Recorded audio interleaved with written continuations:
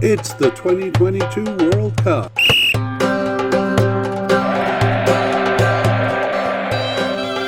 It's South Korea's players. Hello and welcome to the International Soccer Preview by Soccerphiles Canada. I'm Kevin. And I'm Connor, and today we are looking at South Korea's squad for the 2022 World Cup. Also, this preamble is going to be the same for every mediacast we do for the Players Series. So those familiar with it can jump ahead to around 3.5 to 4 minutes to when we begin talking about the team.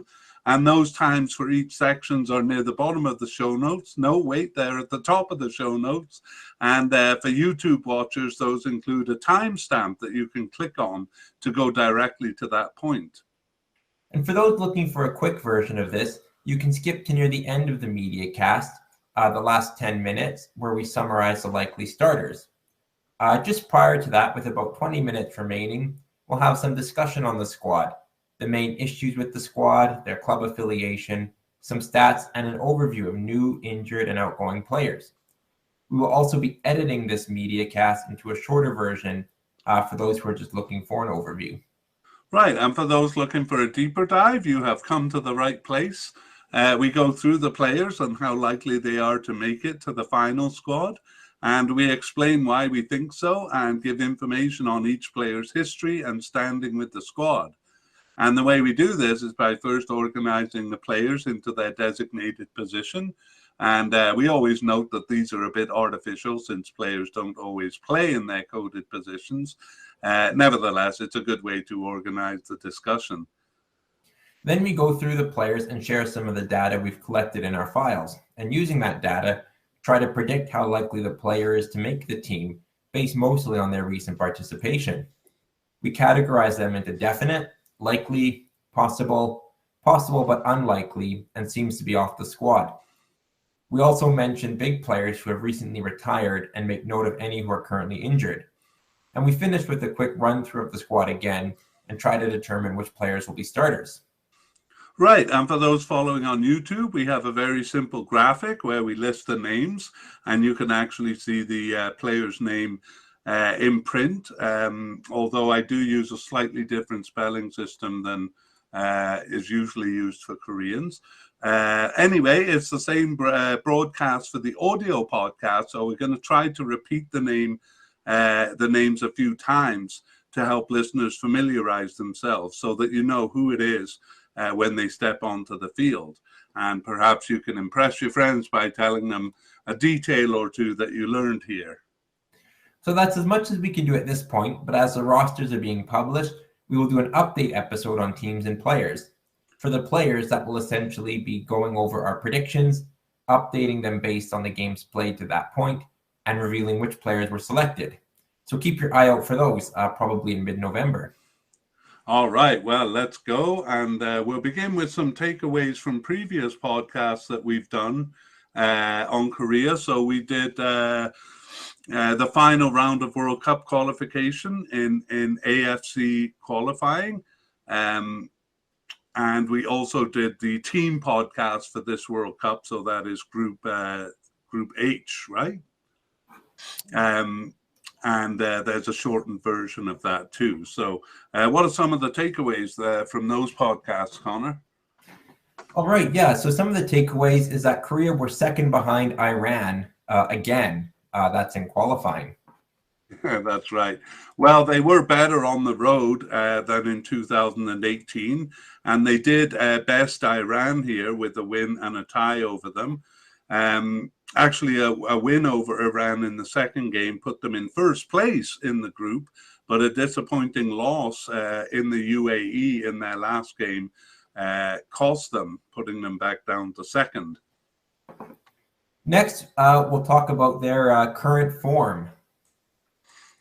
All right. Well, this is a bit hard to tell whether they're in better form than they were, say, in 2018. I mean, they basically performed as expected in qualifying, but the World Cup is going to be with a different quality of teams, and so it's a little hard to compare. Also, their last tournament was in 2019, so there's a question as to how relevant it is for judging their strength here. And they didn't do well in that 2019 Asian Cup. So we do have friendlies and the East Asian Cup, but they don't really reveal that much. They did quite well in friendlies, losing only to Brazil, and they did beat Chile and Egypt as well as tying Paraguay. However, all those games were at home. So what do you make of it, Connor? Yeah, always a bit difficult to say. I think playing neutral ground or away games is a bit of a better test. There's still good results, but you kind of do put an asterisk, kind of a footnote when it is a home game. Yeah, so a bit hard to know what their form is coming into this cup. Yeah. The other things oh, sorry, you go ahead, Connor. We'll talk about these ones, though, after the player-by-player. We'll just introduce them as a tease here. Yeah, and those two are scoring problems. But then I guess the opposite of that is solid defense. So we'll have more to say on those later. Yeah, the discussion will be a bit better when we can put some names to the issue. So let's move on to formations over not so much recent games. We're going to go back all the way back to the Asian Cup. Do you want to talk us through that one? Yeah, so South Korea played 5 games in the Asian Cup and used the same formation for each. That was a 4-2-3-1 formation. Right, and then we have World Cup qualifying games. There were 10 of those in the final round of World Cup qualifying. Yeah, and several different formations were used here. They used the 4-2-3-1 as they did in the Asian Cup about half the time, but also played 4-1-4-1, 4-1-3-2, 4-4-2, 4-1-4-1, and also 4-1-3-2. So I guess just to kind of synthesize that a little bit, most often in 7 of the games, it was 4 defenders and 1 up top, and just kind of a different formation for the 5 in midfield. But they did use 2 strikers a couple of times. Yeah, I've seen the 4-1-4-1 before, but the 4-1-3-2 is a new one to me. Are you familiar with that? No, I don't think it's a very commonly used one. Yeah, they used it twice there in World Cup qualifying, and then they had 7 friendlies over this period. Yeah, and those friendlies, again, 5 of the 7 games were 4 at the back, 1 up top, but they experimented with 4-4-1-1, 4-1-4-1, and then also a 4-4-2 and 4-3-3. So a lot of experimentation, I would say, in those friendly games. Yeah. I generally think of Korea in that 4-2-3-1 formation, so that might be a good one to go with. And probably the second most common is the 4-1-4-1. Yeah. Okay, and just a note that we're not really considering the East Asian Games. Actually, an interesting detail on the East Asian Games, Connor. I've been saying in our Korea podcast that they tend to take these more seriously than one would guess. And there's a reason for that. Do you know what it is? No, I don't know. The reason is that Koreans can avoid military service if they win gold at the Olympics or if they win these East Asian Games. So I just realized this actually as I was preparing for this podcast, but it gives a good reason for them to play in this tournament. Yeah, absolutely. Of course, Korean military service mandatory for all males, I believe. Yeah. And I think that was how Son Heung-min managed to sidestep military service there. That was a big concern with him at the beginning when he was with Tottenham. Mm-hmm. All right, well, let's move on to the squad, and we'll begin just with a quick mention of the previous manager, but he wasn't really a significant figure. Shin Tae-yong. Do you want to tell us a little bit about him? Yeah, so he was a former player, and he was manager of the South Korea national team from 2017 to 18. But he's been in the system for a while, previously serving as U20 manager, U23 caretaker manager. So somebody who's been around the setup for quite a while. Yeah. Well, after the 2018 World Cup, he was out, and the manager who is currently in, Paulo Bento, took over. So Paulo Bento led them through the 2019 Asian Cup. That's the only tournament they've had since that World Cup. And what's his bio say, Connor? Yeah, he's a Portuguese manager. He did play for Portugal, but is probably better known as a manager. And all his managerial career was spent in Portugal.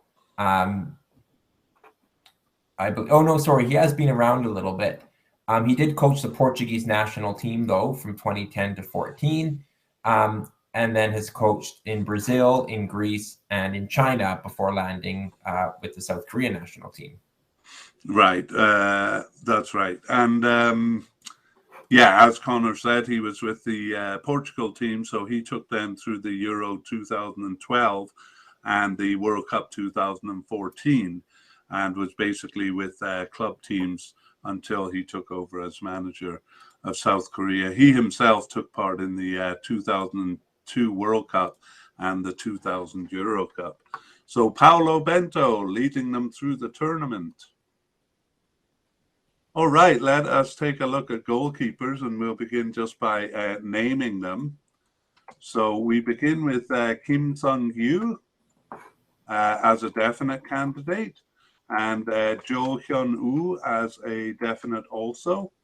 And we have Song Bum-gun as a likely candidate, and Kim Dong-jun as a possible candidate, and finally Gu Sung-yoon as a player who seems to be off the team. So we'll go back to the top and give a little bio on the players, and then we'll finish the section by kind of summarizing with what's been going on in that position. So we begin with Kim Sung-gyu, and he started 14 of their 20 games since 2021, and he subbed in for 1 and was on the bench for 2 besides. Yeah, Gim currently plays with Al Shabab in Saudi Arabia. Previously playing in Japan for a couple of years, but his career before that was mostly in South Korea. He's a 32-year-old goalkeeper with 67 caps for the national team, coming since 2013. Yes, okay. So he was part of the squad for the 2014 World Cup and 2015 Asian Cup, and also the 2018 World Cup. And in all cases, he was a backup keeper. In 2014, it was Jung Sung-nong as the starter, and then it was Kim Jin-hyun. Different starters. Actually, the starter for the 2018 World Cup is the next goalie that we're going to talk about. But Kim Sung-gyu got the start for the 2019 Asian Cup, starting and finishing all games there. And now we move on to the starter of that 2018 World Cup, and it's Jo Hyun-woo.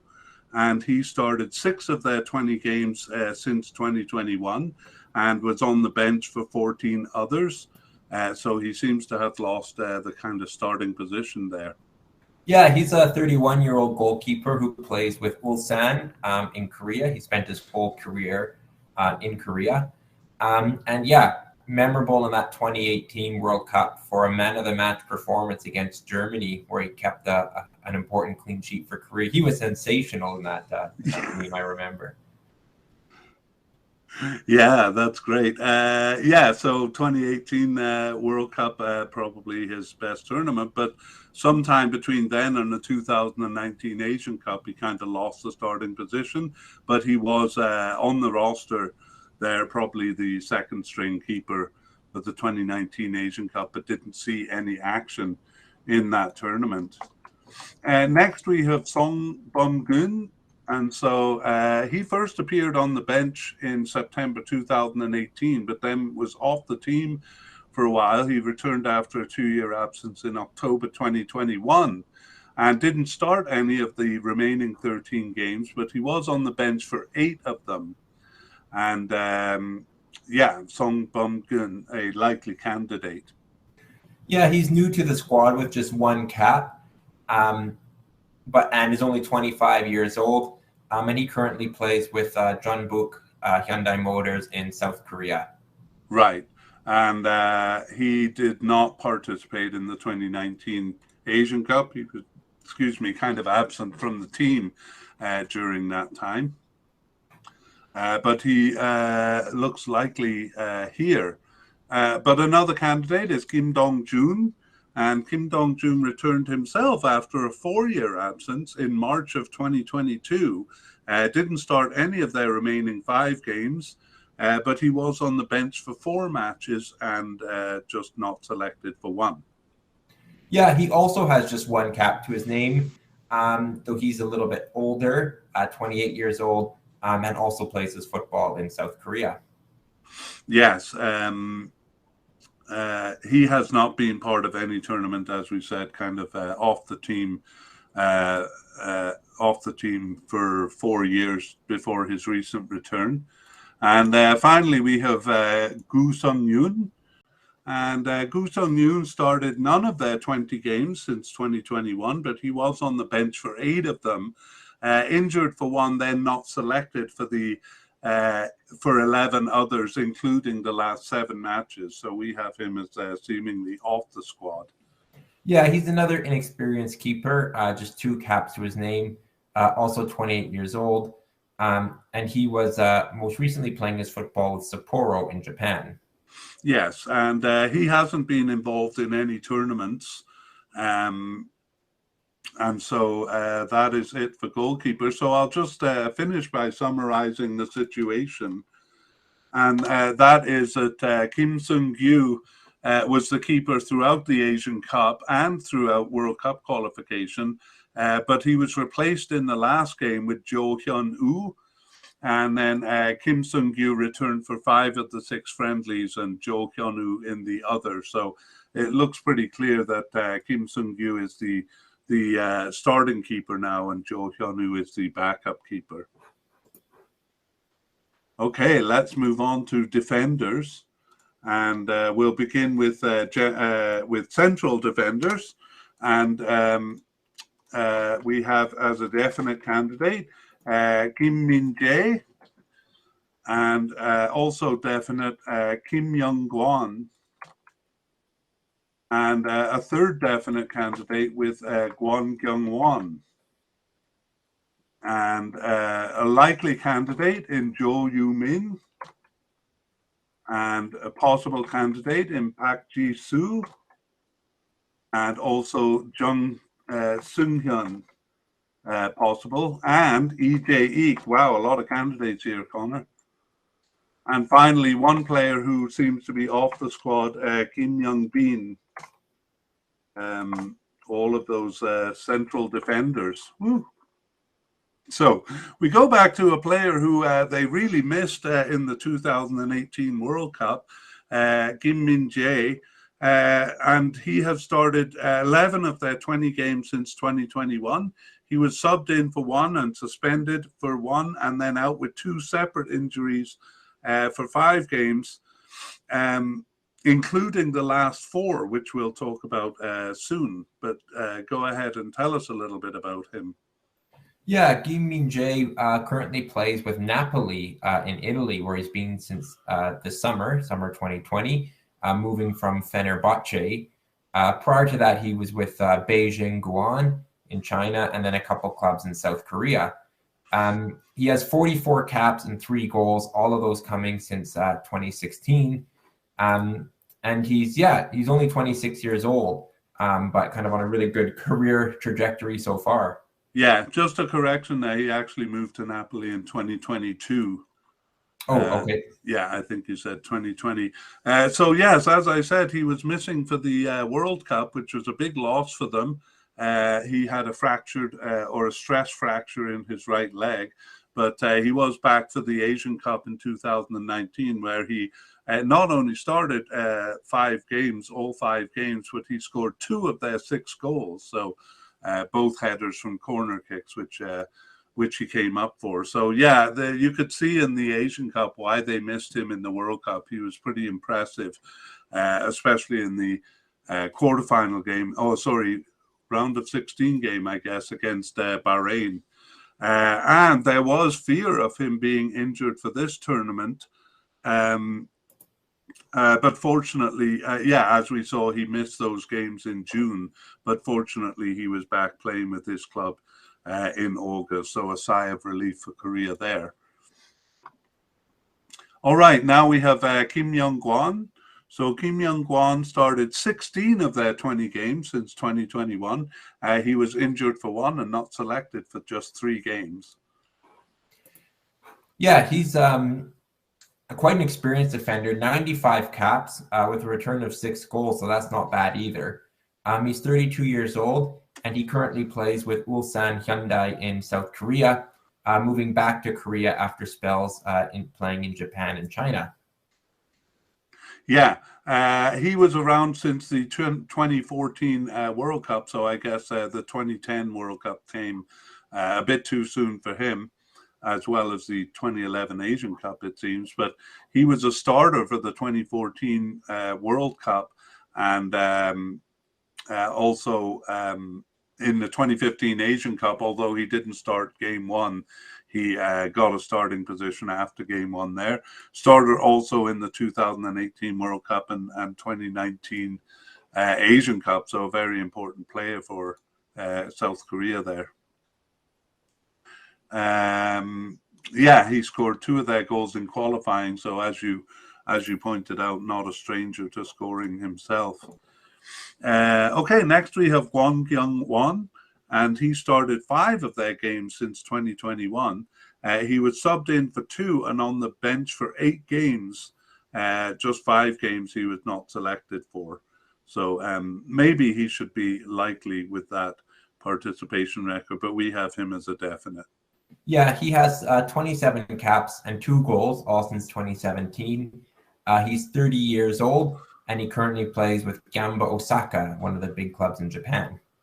Yeah, and he also has kind of been around a little bit playing in China and UAE.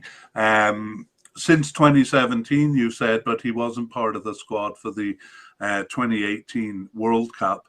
And for the 2019 Asian Cup, he was on the roster but saw no action. So it looks like he's kind of worked his way into the team here, but perhaps not as fully integrated as Min Jae and Young-Kwan there. Okay. Next, we have a likely candidate in Jo Yu-min. So he got his first appearance on the bench just recently in 2022 and started 2 of their remaining 7 games, subbing in for 1 and on the bench for the first 4 matches. Yeah, the 26-year-old has just 3 caps to his name, and he currently plays football in South Korea with Daejeon. Yes. Okay, so likely, but coming in at the very end there. So I wonder if we kind of overrated him too. Anyway, let's go on to Park Ji-soo. So Park Ji-soo started 5 of their 20 games since 2021. He subbed in for 3 and was on the bench for 6, but not selected for 5 matches. So we have him as possible here. Yeah, he's a 28-year-old defender who plays with Gwangju Evergrande in China and has 12 caps to his name. And like you said, many of those coming recently since 2021. Yeah, actually, Gwangju Evergrande had to loan him back to South Korea to play for the Kim Chung Sangmu Army team. Whenever you see Sangmu, it means it's Army. So that probably means he was doing his military service. So we may see that from time to time. In fact, there's a couple of players later on who I suspect are away on military service, and I'm not sure that they'll be candidates for the Cup. But he's doing it now and has been playing with the national team. So perhaps they're allowed to continue playing for the national team. Okay, we have another possible candidate, a few to go actually, Jung Seung-hyun. And Jung Seung-hyun started 2 of their 20 games since 2021. He was subbed in for 1 and on the bench for 6, but not selected for 11 of those 20 matches. Yes. So again, we have him as a possible candidate. And he currently plays with Ulsan Hyundai in South Korea. He has 10 caps to his name so far, kind of spread out with his first cap coming in 2017. Yeah, and he was part of the World Cup squad in 2018 and the Asian Cup in 2019, but he was on the bench for both of those and didn't see any action. And just to jump back to Park Ji-soo, he had not been involved in any tournaments. I think I forgot to cover his tournament history. So Jung Seung-hyun, a bit more experienced, but hadn't actually played in a tournament. And our final possible candidate is Lee Jae-ik. So Lee Jae-ik first appeared on the bench in October 2019, but then was off the team for 2.5 years and came back in March 2022. He didn't start any of their remaining 6 games, but was on the bench for 2 and out with a fractured rib for 3, and then not selected for 1 other. So that injury perhaps getting in the way for him.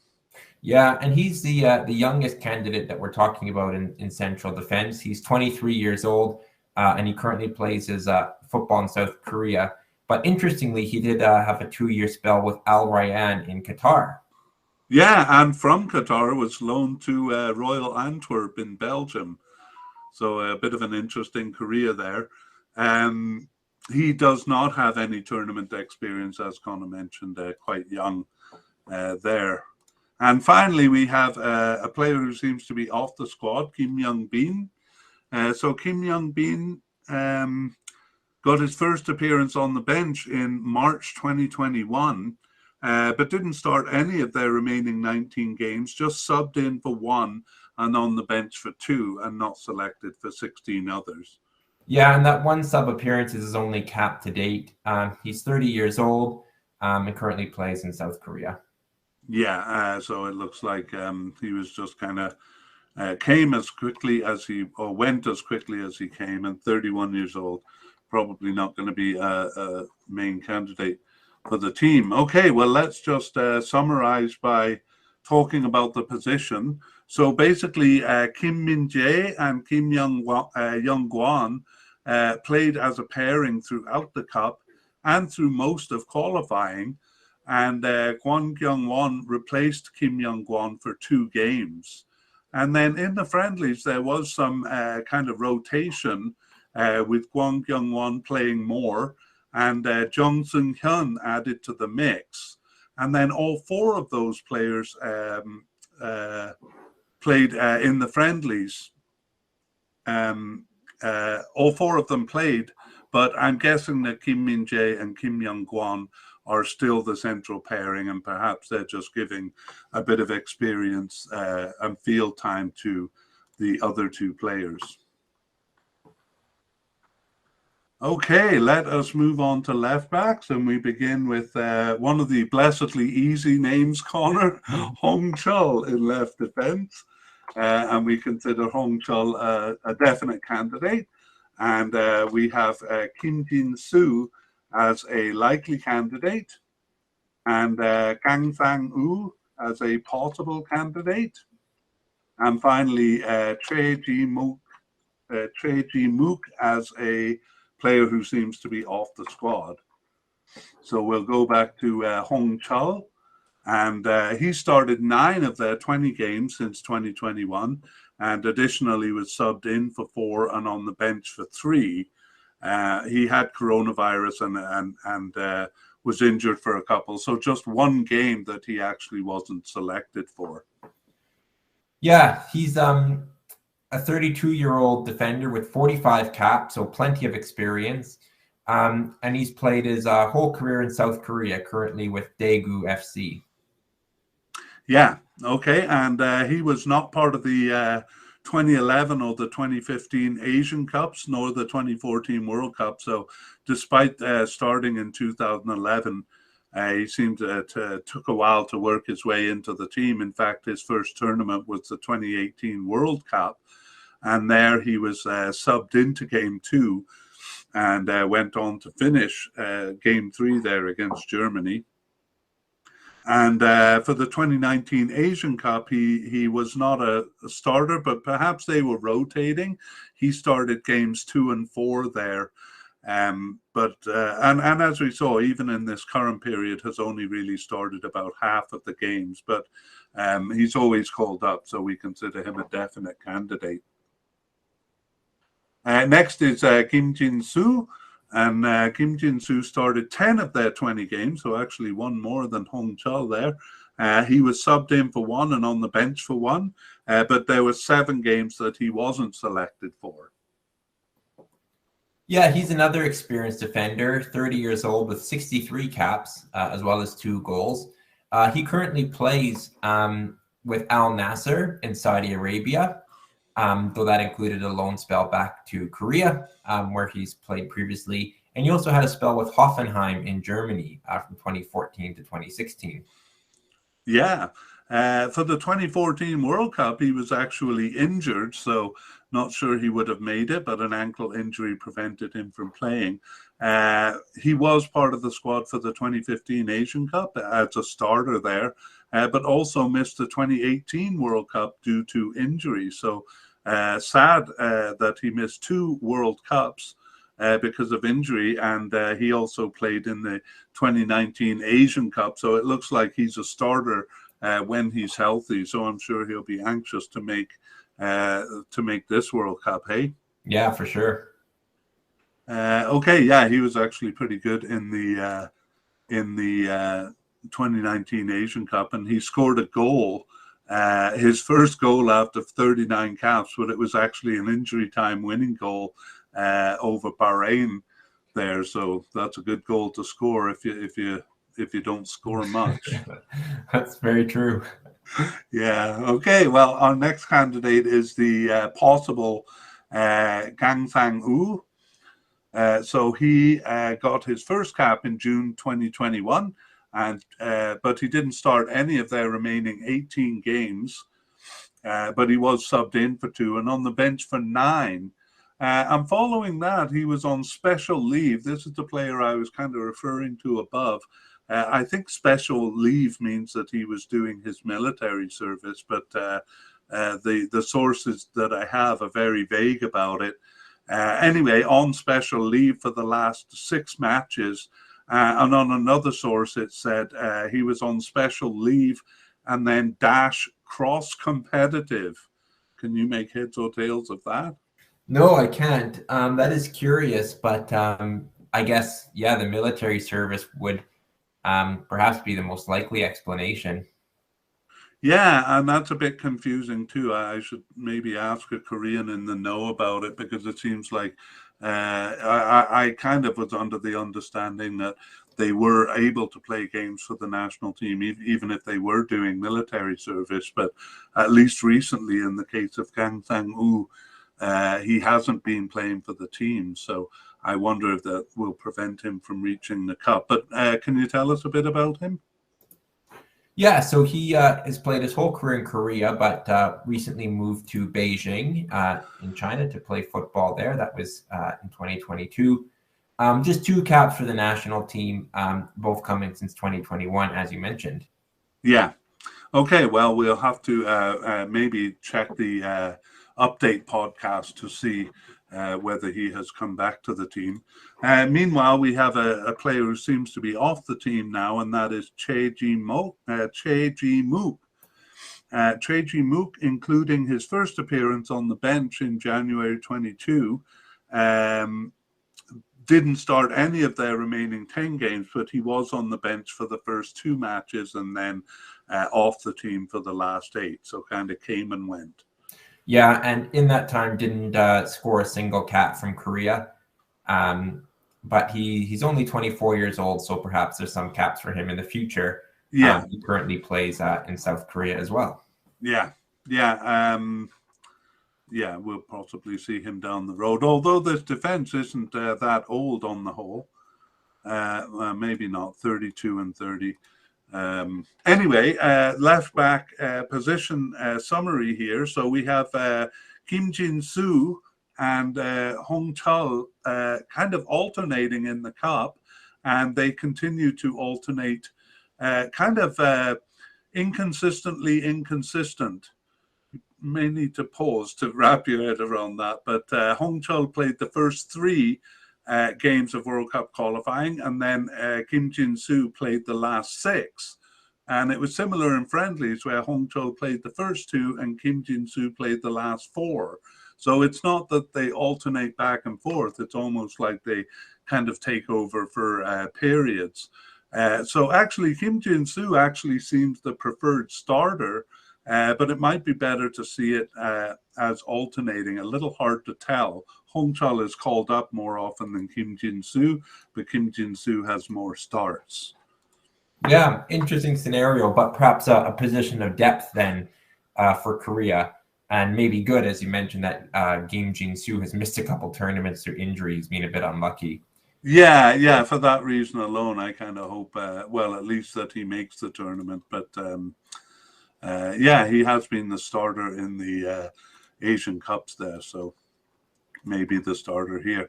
Okay, let's move on to right backs, and I just got to clean up the graphics a little bit here. And we begin just with a likely candidate here, Kim Tae-hwan. And then we have a possible candidate in Lee Yong. And another possible in Kim Moon-hwan. And finally, a player who is possible but unlikely, Yoon Jong-gyu. So let's go back to Kim Tae-hwan. And he started 7 of their games, 7 of their 20 games since 2021. He was subbed in for 1 and on the bench for 6. However, there were 5 games that he wasn't selected for in addition to being injured for 1. Yeah, he has 18 caps and is 33 years old. So not a load of caps given his age. He currently plays for Ulsan Hyundai FC in South Korea, though he did have a spell with the Army team, it looks like, from 2017 to 18. Yeah, a lot of players have to go off to the Army team there. He did it actually a bit older than most seem to. And as Connor says, 18 caps since his first one in 2014. Not very impressive. And in fact, he's really had trouble working his way into the team. So despite being around since 2014, he hasn't been selected for any tournament so far. So this would be his first. And, he has a good chance of it being called up fairly regularly there. So he'll be hoping to make the squad. But Lee Yong is also a candidate for the position. So Lee Yong started 8 of their 20 games since 2021. He was subbed in for 4 and on the bench for 4, injured for 2. So just 2 games that he wasn't selected for. Yeah, he's a 35-year-old defender with 57 caps, so a lot of experience. And he's played his entire career in South Korea. Yeah, I mean, as we go, and I'm questioning some of the categorizations we're doing here, but for example, Lee Yong has been called up more than Kim Tae-hwan has, and has played more games. So I wonder if they're at about an equal level, but it could be that his age made me drop him down one, because 35 years old is getting up there. But as Connor said, very experienced.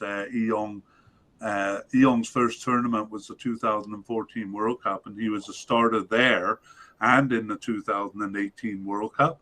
For some reason, he wasn't selected for the 2015 Asian Cup, but he was for the 2019 Asian Cup, where he was also a starter and got suspended on yellows for game 3 on that. My notes say he's a menace on the right side, delivering good balls into the box. So at 35 years old, perhaps still menacing the right side, Connor. Yeah, well, may have one more tournament in him. And like you said, with the exception of the 2015 Asian Cup, has been a starter in that position since 2014. So probably approaching the end of his career, but could possibly see him starting again in 2022. Yeah, and as you said, for left backs, they do have support in several positions, and we've seen a lot of teams kind of go with more of a rotation rather than a single starter. So we could see both of those players starting. Anyway, we better move on to Kim Moon-hwan, who is also a possible candidate. He started 6 of their 20 games since 2021, subbed in for 1 and on the bench for 1, so actually not selected for 12 others. Yeah, he has 21 caps, only 27 years old. He currently plays in Korea, but he did actually have a spell with Los Angeles FC in the United States from 2021 to 2022. So that's 2 MLS seasons. Yeah, that's interesting. Okay, well, he was part of the 2019 Asian Cup, but he appeared only in game 3 there, so a substitute who got a start in game 3. And that is Kim Moon-hwan, a possible candidate. Finally, we have Yoon Jong-gyu. Yoon Jong-gyu earned his first cap with the start in November 2020, and then but didn't start any of their 20 games since 2021. He was just on the bench for 3, and he was with the under-23 team for a couple of those games, but not selected for 15 games, including the last 4. Yeah, he's a young player, 24 years old, but just the 1 cap coming, some time ago. So, seems possible but unlikely for Yoon Jong-gyu. And he currently plays in South Korea as well. Yeah, for FC Seoul. Okay, so that is the right back candidates, and we'll just finish with a summary of the position. So Lee Young actually played 4 of the 5 games in the cup, and it was Kim Moon-hwan for the other one. Moon-hwan started World Cup qualification, but Lee Young took over for the next 6. And then Kim Tae-hwan started the last 3. So a bit of rotation there, but it's not game by game, but like we saw with left back, kind of in patches. These 3 players also shared the spot in the friendlies, but Kim Moon-hwan got the lion's share of starts with 3 of them. And Lee Young and Kim Tae-hwan each got 1 of them. And then a new player, Yoon Jong-gyu, played 1 other. So things a bit up in the air. I'm not sure if you can pick a starter out of that. Can you, Connor? No, I think a couple different players have some things in their favors, but some things against. So it's perhaps not as settled as even the left side, even though they look to have 2 alternating there. Yeah, and it's difficult to know, does that mean they're not satisfied with them, or in the current climate of soccer, resting players is important. So maybe they're kind of preparing a rotation in order to handle that problem. Okay, well, that is it for the defense, and we are going to move on to midfielders, and we'll begin with defensive midfielders. Sorry. Actually, South Korea kind of, we usually blend these 2 parts, and we will here too, but South Korea actually kind of separates defensive midfielders and central midfielders a bit more than other teams. But we're going to start actually with a candidate you may recognize because you lived in the city there where he played. Gi Sung-yong is retired. He played for Swansea, amongst other teams. And we have a definite candidate in Hwang In-bum. And Jung Woo-young is a likely candidate. There are actually 2 Jung Woo-youngs on the team, so We'll try to avoid confusion there. Kim Dong-hyun is a possible candidate, and a couple of players who seem to be off the team now, Ju Se-jong and Won Do-jae, both seemingly off the team. So that's a lot of defensive midfielders. And we'll begin kind of by bidding farewell to veteran player Gi Sung-yong. We won't go into too much detail, but Gi Sung-yong last played for the team in the 2019 Asian Cup, and so not really a consideration for this team. He's pretty much retired. Yeah, he did have a long and distinguished career, though. He moved from Korea to Celtic in Scotland. From there, went to Swansea, where he had a loan spell at Sunderland, then went to Newcastle, then Mallorca, and then finished his career where he started with FC Seoul in South Korea. Right, and 111 caps over that career that spanned from 2008 to 19. We won't go into detail about his tournaments. They did span from 2010 to 2019, and he was a captain there in the middle for the 2015 Asian Cup and the 2018 World Cup. But it does seem like they have plenty of players to replace him, starting with Hwang In-bum. So Hwang In-bum started 12 of their 20 games since 2021, and he was out with 2 separate injuries for 3 games and not selected for 5 games. Nevertheless, we have him as a definite candidate. Yeah, he's a 26-year-old midfielder with 37 caps and 4 goals, so a good return from that defensive midfield position. And he currently plays his football with Olympiacos, one of the big clubs in Greece. He moved there in 2022, having previously played with Rubin Kazan in Russia, though that did include a loan spell to Korea. Yeah, I'm not sure it was a loan spell so much as probably the Korean government telling Koreans who played for Russian teams to clear out, which most countries seem to have done. So they had to lend him back to Korea. But good that he got on with Olympiacos. And Hwang In-bum, his first tournament was the 2019 Asian Cup, where he was subbed into game 1 and then gained a starting position for the remaining 4 games. He actually replaced Gi Sung-yong, who we just introduced there, who got injured during that tournament. So not so much earning a starting position, but replacing an injured player. However, he does seem to have earned his starting position now, starting most of the games in central midfield. Often alongside Jung Woo-young, who we'll introduce next. Jung Woo-young started 13 of their 20 games since 2021, and he was on the bench for 1 and not selected for 6 others. Yeah, he's more of a veteran player, 33 years old, 66 caps though. And he plays currently in Qatar with Al Sadd. And not just recently, he's been there since 2018. So well adapted to life in Qatar, you would think. Yeah. And previously in his career, he spent time in Japan, China, and of course, South Korea, where he started. Yeah. Actually, he seemed to move directly to Japan after playing for his university team there. And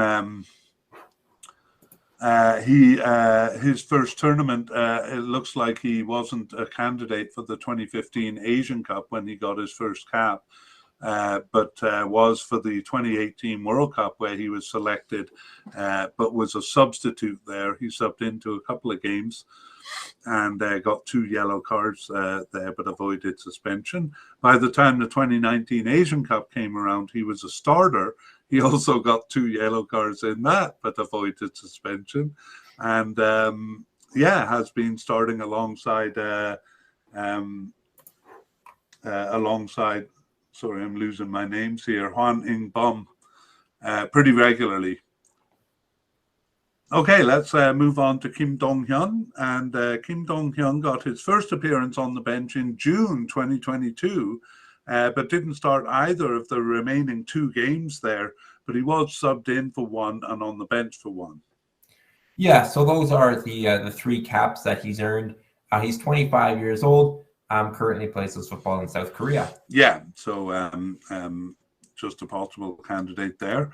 Jose Jong started none of their games, 20 games since 2021, but he was just subbed in for one and on the bench for one. I'm not selected for the last 14 matches there. He was part of the 2019 Asian Cup, which I'll get to soon. Yeah, he has 29 caps, all coming since 2015. He's 32 years old, so a bit more, I guess, of a veteran player. Currently plays with Gamba Osaka in Japan.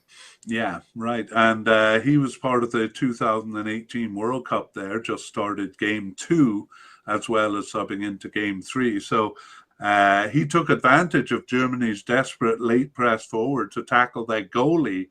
The goalie was committed too far forward in attack, and then he sent a long ball downfield for a teammate to put into the unguarded goal. Any guess who that teammate was?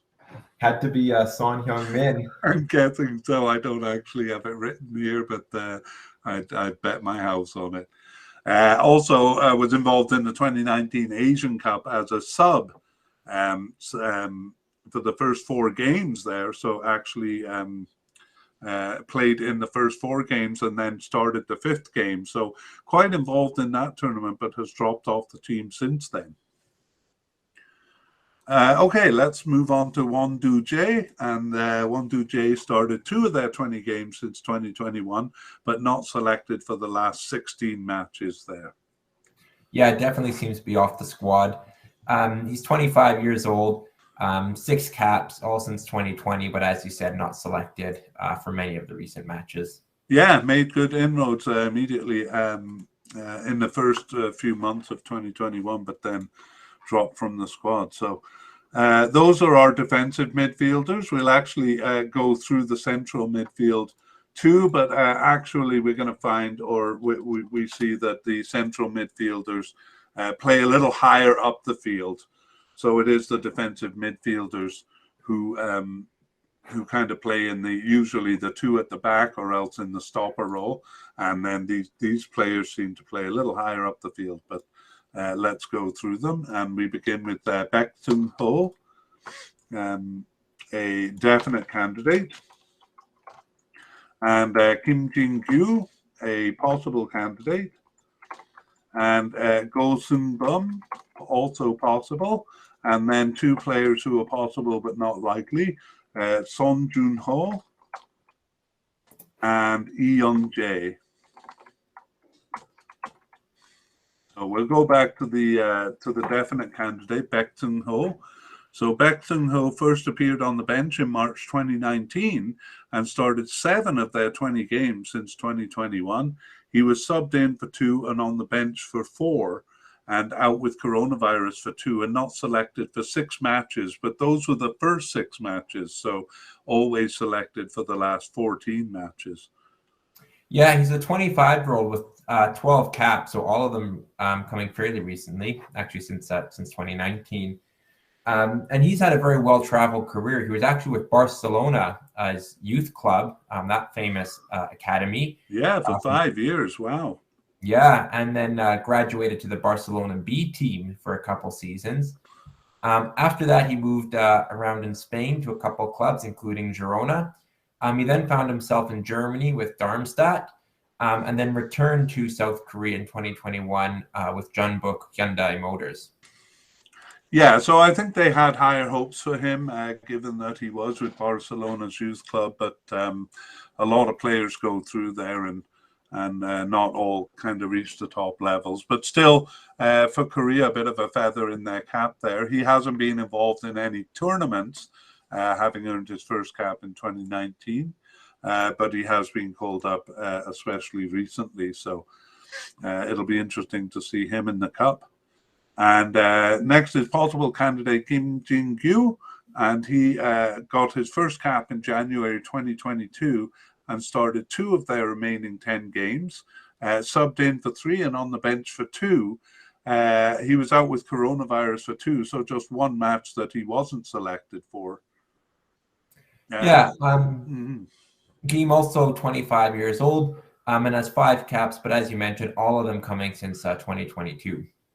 Yeah, I wonder, just by reading what I read there, he looks like more like a likely candidate. But we'll keep him where he is for now. And he also hasn't been involved in any tournaments. So he and even the next player, pretty new to the squad. Golson Bum is the next player we're talking about, and he got his first appearance in January 2022. Started one of their remaining 10 games, subbed in for 2 and on the bench for 3. So just 3 matches that he wasn't selected for out of the last 10. Yeah, he's 28 years old, but those games you mentioned are his only caps, so all coming since 2022. He currently plays for Suwon Samson Blue Wings, one of 2 clubs in that city, actually. Yeah, just 1 cap for him, but has been called up quite a bit. Less so the next candidate, Son Jun-ho. So Son Jun-ho started 2 of their 20 games since 2021 and was subbed in for 2, but then was not selected for the last 4 matches. I wonder if my information's there. But anyway, possible but not likely. Yeah. He's a 30-year-old defender who has just 14 caps. He played most of his career in South Korea, but has been with Shandong Taishan in China since 2021. Right, and he doesn't have any tournament experience, and I think I should go back a couple and say Kim Jin-gyu and Go Sung-bum also have no tournament experience. And nor does our last candidate, Lee Young-jae. Lee Young-jae first appeared in the East Asian Football Championship in December of 2019, but then was off the team for 2 years. Returned in January 2022, but didn't start any of their 10 games. Just subbed in for 1 and on the bench for 1, but not selected for the last 8 matches. Yeah, he currently plays in South Korea, but appears to be doing recent Army team service, so that may explain potentially some of the lack of caps recently. Yeah, possibly so. Hard to tell with that Army service, but anyway, we have him as possible but unlikely. And that brings us to the end of the central midfielders. So now we'll kind of summarize that position. As I said, it's usually the defensive midfielders there. And it's usually 2 at the back in the various formations that they use. But sometimes it's just a stopper, like in the 4-1-4-1 formation. The veteran defensive back Yi Sun-yong played the position in the cup, but then got injured and actually never ended up playing for Korea after that 2019 Asian Cup. So enter Jung Woo-young and Hwang In-bum after that, with Jo Se-jong appearing in the last game. Those 2, though, Jung Woo-young and Hwang In-bum, played most of the World Cup qualification games and most of the friendlies also. Ju Se-jong was out of the picture, but Son Ju-ho and Baek Seung-ho each appeared twice. Baek Seung-ho, though, is usually further up the field, more like a central attacking midfielder. Okay, so the pairing there, Hwang In-bum and Jung Woo-young, likely will start the cup. And we move on to left midfielders. And in fact, I have combined left midfielders and left wingers. They're both kind of attacking positions, but it tends to be the same player, the same players who play, whether it's a winger or a midfielder. So we're going to kind of combine them here. And we'll go through the candidates first. So Lee Chung-yong is actually a player who is retired now. So we're kind of bidding farewell to him.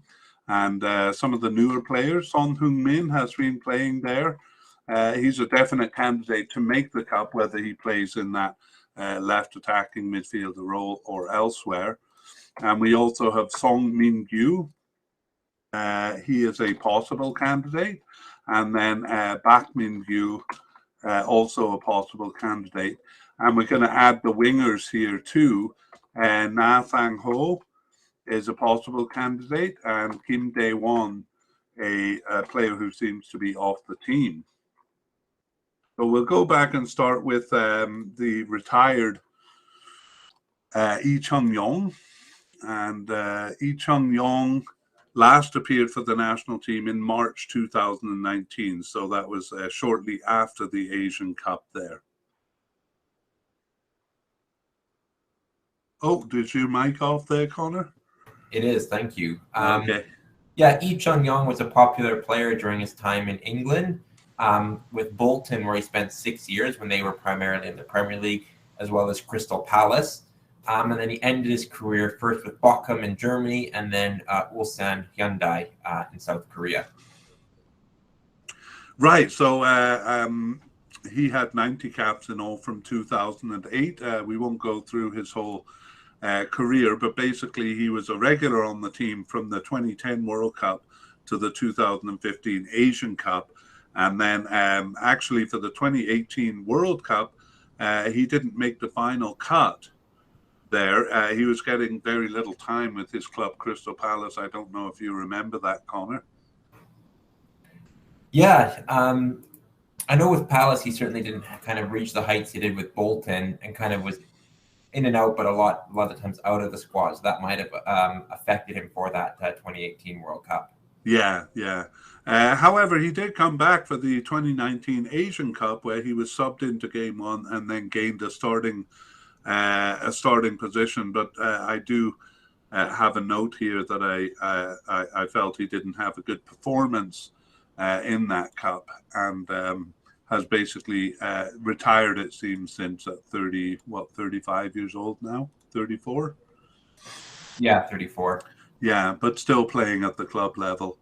Anyway, Son Heung-min has basically moved into the position. Son Heung-min started only actually 13 of their 20 games since 2021. He was on the bench for 3 games, on the bench for 1 game, and out with 3 separate injuries for 6 games during this period. Yeah, Korea's definite star player. He's been with Tottenham since 2015, so for 7 seasons now. But before that, did well with Bayer Leverkusen and Hamburg in Germany. He's 30 years old. He has 106 caps for South Korea and 35 goals, so a really good return. And he was a joint Golden Boot winner in the Premier League for the 2021-2022 season. Great. Well, he's been an important scorer for South Korea, a team that kind of struggles to score, actually, even with him on the squad, but particularly before he came around. In the World Cup 2014, his first tournament was the Asian Cup in 2011. He was just a sub back then, and the 2014 World Cup was his first tournament where he was a starter. And he scored 1 goal there.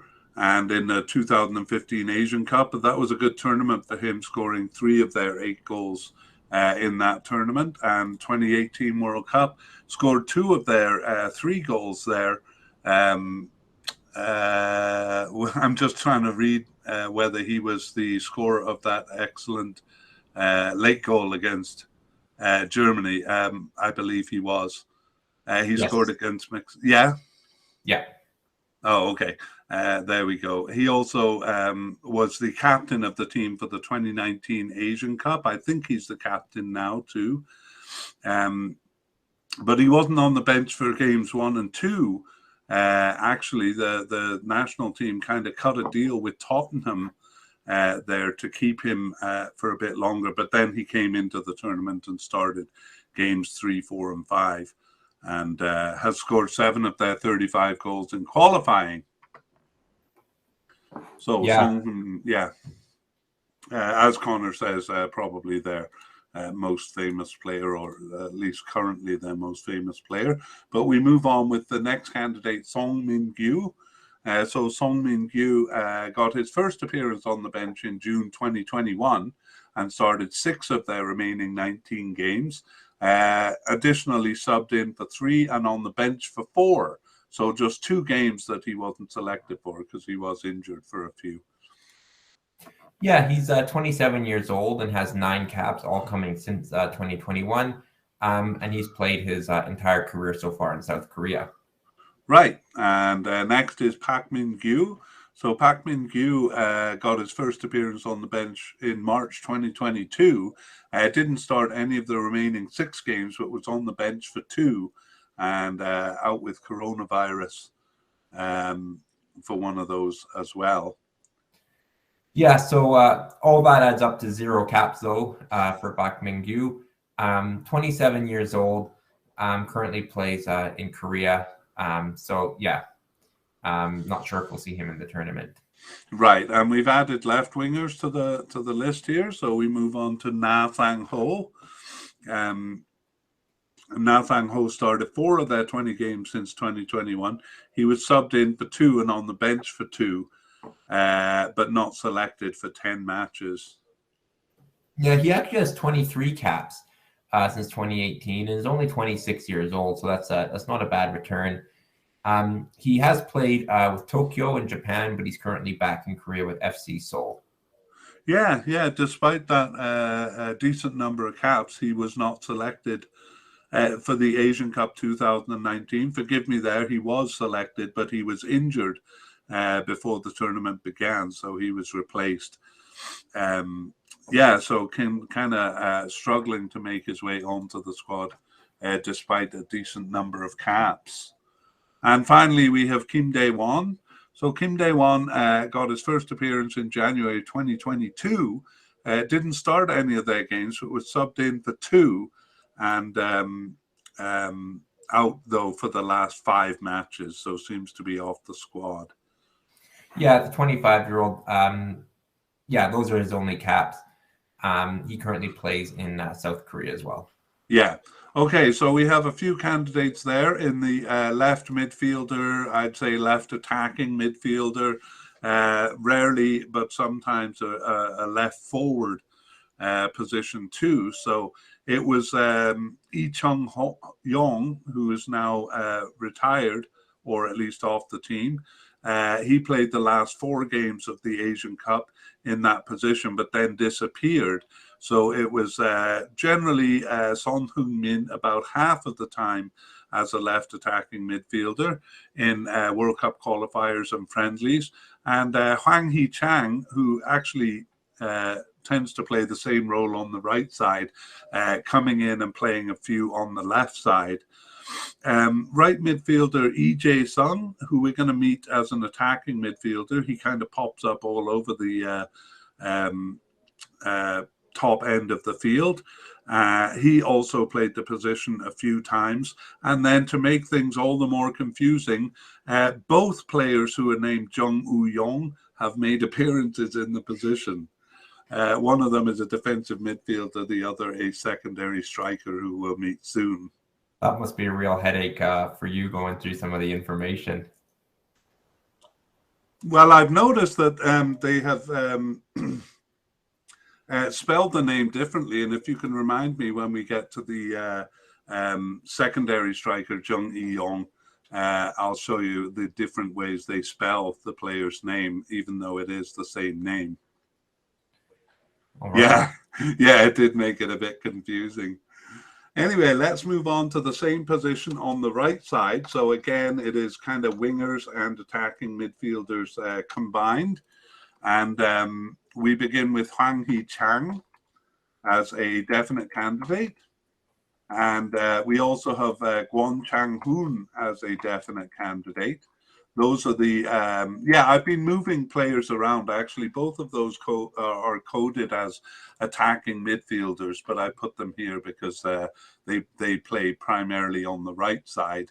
But we also have a few right wingers, Lee Dong-jun as a possible candidate, and Won-sang as possible, Ji-sung as possible but unlikely, and finally Jun Sang-bin as a player who seems to be off the squad. So a few players to go through there, beginning with Hwang Hee-chan. So Hwang Hee-chan started 11 of their 20 games since 2021. He subbed in for 2 and was injured for 4 and out for military service for 2, not selected for 1 other. Yeah, he's plays with Wolverhampton Wanderers.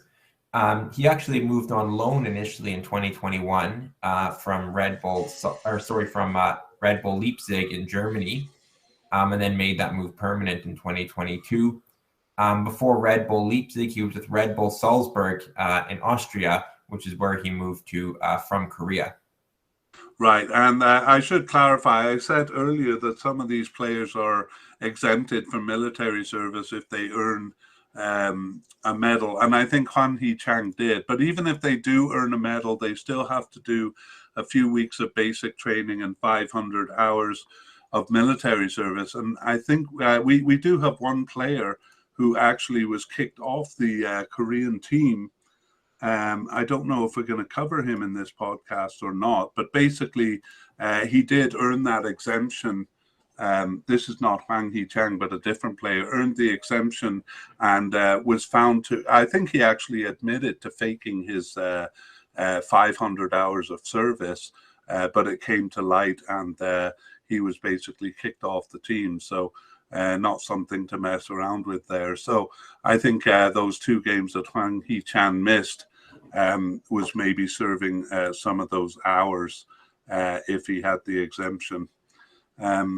Anyway, he was a starter in the 2018 World Cup, which was his first tournament, Hwang Hee-chan, and he lost his starting position though in the World Cup and suffered the ignominy of being subbed out, of being subbed into game 3 against Germany, and then being subbed out of the same game. So nobody likes that. In the 2019 Asian Cup, he was a starter, and he didn't appear in game 5 there, and he scored 3 of their 35 goals in qualifying. So Hwang Hee-chan, a definite candidate. And Kwon Chang-hoon, also a definite candidate. Kwon Chang-hoon started 9 of their 20 games since 2021. He was subbed in for 5 and on the bench for 2, and just 2 matches that he wasn't selected for. Yeah, he's a 28-year-old player with 41 caps and 12 goals, so not a bad return there. He currently plays with Suwon Samsung Blue Wings in South Korea, though he did have a spell in Germany with Freiburg from 2019 to 21, and with Dijon in France before that. Okay. Well, in terms of tournaments, he hasn't played in any. For the 2018 World Cup, Kwon Chang-hoon was injured in his final club match of the season. I wonder, I wonder how many times that'll happen in the build up to this World Cup. But we're already seeing a few players getting injured prior to the Cup. Also, for the 2019 Asian Cup, he was not selected for the squad, so has really kind of come into his own recently. He scored 4 of their 35 goals in qualifying for this tournament, and now looks like a definite candidate to make the squad. Okay, and we'll talk about the right wingers now, beginning with Lee Dong-jun. And Lee Dong-jun got his first cap in March 2021 and started 1 of their 20 remaining games, subbed in for 3 and was on the bench for 3. However, he was out with 2 separate injuries for 5 matches, including a knee injury for the last 4 matches. However, he has come back and played for his squad. I might have to check into this, Connor. He wasn't on the injury list the last time I checked, so I'll have to check. Yeah. He is a 25-year-old player, not that many caps as you mentioned, getting his first cap in 2021, but he does play with Hertha Berlin in Germany, so playing in the Bundesliga, moving there in 2022 from Ulsan Hyundai in South Korea. Oh, okay. He hasn't been involved in any tournaments, of course, since his first cap was in 2021. And I have checked; he is on the list with a knee injury there. So a bit of a doubt for the cup. We have Won Sang next, and he's also a possible candidate. He earned his first cap actually way back in 2020, and he didn't start any of their 20 games here, but was subbed in for 4 and on the bench for 2, but 18 games that he wasn't selected for. Yeah, he has just 5 caps coming since 2020, but he is young, just 23 years old, and another who plays his football in his home country. Right. Okay, and finally we have, we have Ji Sung as a possible but unlikely character. He got his first cap in January 2022, didn't start any of their 10 games, and we're seeing a lot of players like this, Connor, who were basically just brought up to the bench but didn't get any starts. In his case, he was subbed in for 1 and on the bench for 1, and then basically dropped off the team. Not included for the last 3 matches, but was with the under-23 team for a few of those matches. Yeah, and he's just 20 years old, so he has a bit more time actually to play with the under-23 team. Yeah, so not that many caps, as you mentioned, just that once. 1 cap, but he has a goal. So that's promising for him. He currently plays in Korea as well with Gwonju. Okay, great. I'm still trying to find out whether Hwang Hee-chang has gotten exemption by playing in the East Asian Cup. Anyway, let's summarize the position here. So again, the position is usually right attacking midfielder, but sometimes a right winger, and from time to time, though rarely, a right forward position. And Hwang Hee-chan has played in the position. Hwang Hee-chan was there for half of the Cup and World Cup qualifying games, but there were a wide variety of players jumping into the position otherwise. In friendlies, it was Hwang Hee-chang only once, actually, but attacking midfielder Kwon Chang-hoon, who had played in the position 3 times, probably more than anyone else. And Kwon Chang-hoon seemed to be moving into the role a little bit more. But we have seen that Hwang Hee-chang moves around the field, sometimes playing on the left side. So though usually a starter, only about half the time in this actual position. Okay, no, he wasn't in the 2019 Asian Championship.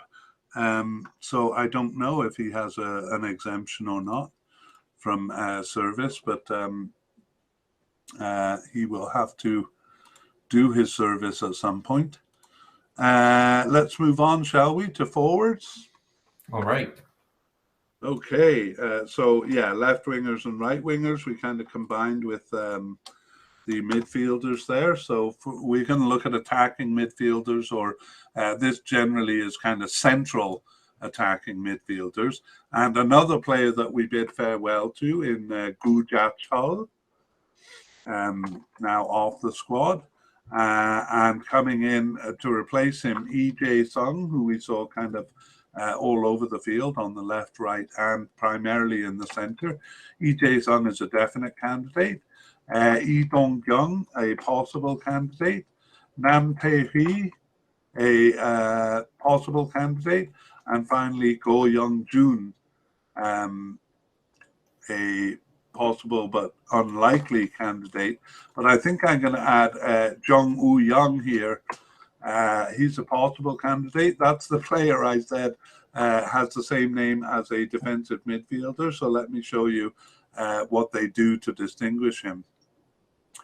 He's a possible candidate, by the way.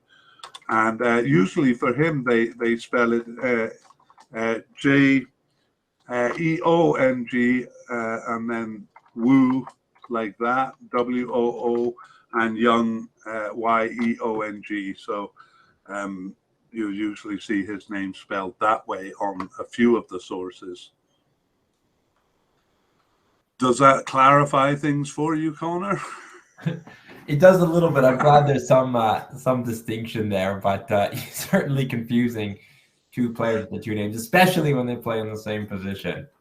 No, they don't actually. One's a defensive midfielder, but yeah, they did play in the same position on the right now, or left midfield. Yeah. Okay, let's talk quickly about Guja Chol. So he is retired, a veteran of the team. Last appeared for the national team since in the 2019 Asian Cup. Yes. Yeah, he had a distinguished career playing in many different countries. South Korea, of course, but also Germany, where he was with Wolfsburg, Augsburg, and Mainz. And then also played with a couple of different clubs in Qatar. Yeah, so they could have used his experience here. Yeah. Yeah, so he was captain of the team at least for a time between 2008 and 19, which was his playing career. 78 caps and 20 goals. So not a bad return, almost 25%. And basically played in the Asian Cup 2011 all the way through to the Asian Cup 2019. Pretty much a starter in all of those tournaments. And I have him as captain for the 2014 World Cup here. So off he goes, and they are replacing him with the players that we'll go through now. So EJ Sung, the definite candidate. He started 11 of their 20 games since 2021. He was subbed in for one and on the bench for one. Actually injured for the last four with a knee injury. And perhaps the previous player I was getting mixed up with because he was back playing for his club in August. So that knee injury, not a concern. Yeah, his club team is Mainz in Germany. He's been in Germany since 2018, starting with Holstein Kiel. He's 30 years old, has 64 caps and 9 goals. So again, decent return, decent number of caps, all coming from since 2015. Yeah, 2015, but not there for the 2015 Asian Cup. The 2018 World Cup was his first tournament, and he was a starter in that tournament.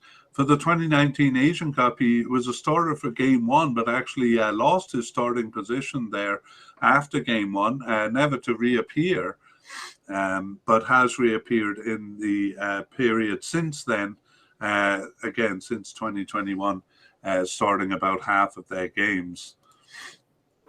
Lee Dong-kyung is next. Lee Dong-kyung is a possible candidate, and he started 3 of their 20 games since 2021, was subbed in for 2 and on the bench for 8, but out with 2 separate injuries for 7 matches, including the last 6 matches. But like EJ Sung, was back in action for his club at the beginning of this season, so his injury not a concern. Yeah, he's currently playing in Korea, but he did have a spell in Germany. Actually, 2 loan spells in this year, 2022. First with Schalke and then with Hansa Rostock. He has 7 caps and 1 goal and is only 25 years old. Right, and his university team was Hongik University, where I taught for a year. My last 2 years, actually, in Korea was at Hongik University. Nam Tae-hui is our next candidate, and he started 3 of their 20 games, subbed in for 3 and on the bench for 2. He was injured for 3 there and not selected for 10 others, including the last 4 matches. Yeah, he's 30 years old. 31 years old. And he actually plays in Qatar. He's been with a couple clubs in Qatar, really since 2012. So he's kind of well at home there. Also having spells in France and in England with Reading. He has 56 caps and 7 goals coming since 2011. Yeah, but despite that long history with the team, he hasn't been involved in many tournaments. Actually, just the 2015 Asian Cup. He didn't start game 1 there, but he started 4 games in the tournament.